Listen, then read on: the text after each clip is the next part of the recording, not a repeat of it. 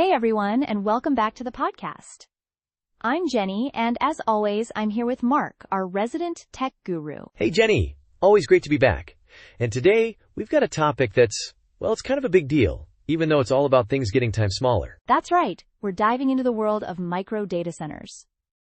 Which, I'll admit, I didn't know much about until recently.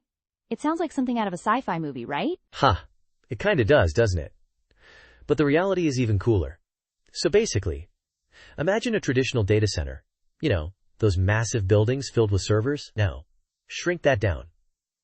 Way down. Okay, I'm picturing a mini fridge full of computer parts. You're not times two time far off. They're self-contained units, sometimes as small as a refrigerator, that pack in all the essentials: compute, storage, networking, power, and cooling. They're designed to be deployed closer to where data is being generated and used. So instead of sending all our data to some giant centralized data center miles away, we process it locally? That makes a lot of sense, especially with, self-driving cars, right? They can't wait for data to travel across the country and back. Exactly. That's the whole idea behind edge computing, which is a major driver for these micro data centers. Think about it. Autonomous vehicles, remote medical monitoring, even smart factories. They all need real-time processing.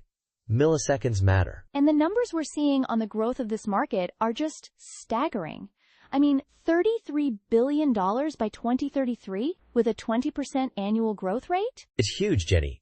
And it's not just replacing traditional data centers. It's a whole new category. It's like traditional data centers are the big, centralized power plants, and micro data centers are like solar panels on every rooftop. I love that analogy.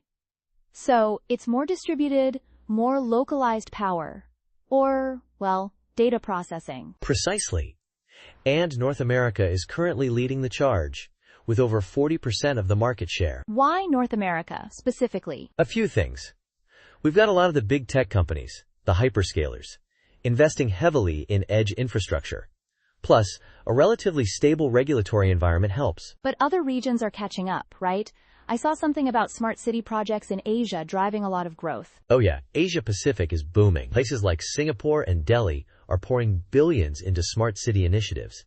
And that requires tons of micro data centers to handle all the data from sensors, cameras, and everything else. It's like the infrastructure for a whole new digital world is being built right now, piece by piece. That's a great way to put it. And the technology behind these micro data centers is evolving rapidly. We're seeing things like hybrid modular architecture. Okay, slow down, tech wizard. Hybrid modular architecture? What's that? Right, sorry. Basically, it means these units are pre-engineered, with all the components, compute, storage, networking, integrated in a standardized way. It makes them much faster to deploy and scale up. So instead of building a custom data center from scratch, you can just plug and play these modules? Exactly. Companies like Schneider Electric are even using things like Kubernetes to manage the software side of things. You remember our episode on containers, right? Vaguely. Refresh my memory. Think of containers like little self-contained software packages. Kubernetes helps orchestrate them, making sure they're running smoothly and scaling up or down as needed. Got it. So it's like a super efficient, automated system for managing all these mini data centers. Precisely. And to keep things cool, literally, they're even exploring immersion cooling, which, I have to say, sounds pretty cool. Immersion cooling? What's asterisk that? Instead of using fans and air conditioning, they submerge the hardware in a special non-conductive liquid. It's much more efficient at dissipating heat. Wow, that sounds like something out of there's that sci-fi reference again. I know, right?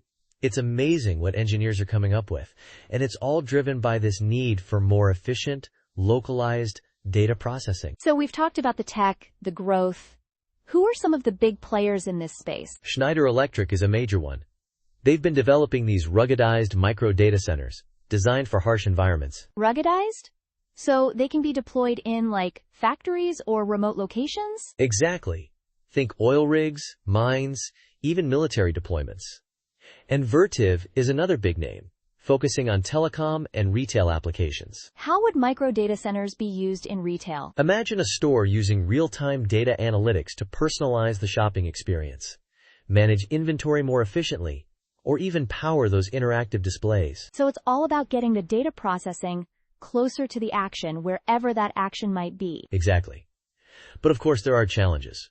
High upfront costs are one, and security is a asterisk major times concern. Because these units are more distributed, they're potentially more vulnerable, right? Right. So companies are investing heavily in security measures, both physical and cyber. Think encryption, access controls, intrusion detection, the whole 9 yards. It's a fascinating balancing act, pushing the boundaries of technology while also making sure it's secure and sustainable. And that's where the ethical considerations come in too.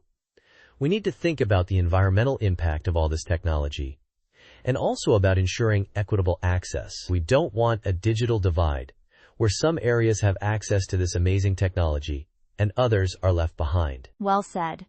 It's not just about the technology itself, but also about its impact on society. I am so glad you brought that up.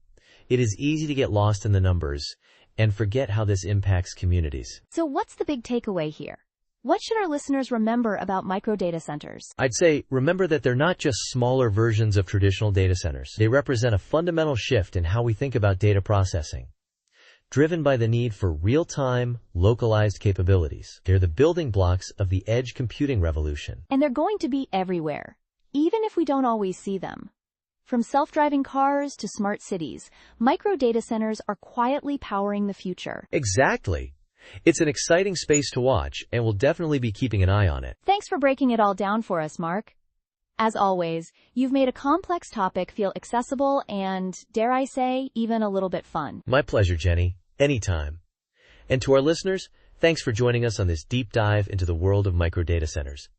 Until next time, stay curious. And stay connected, but maybe not times connected, thanks to those micro data centers. See you next week.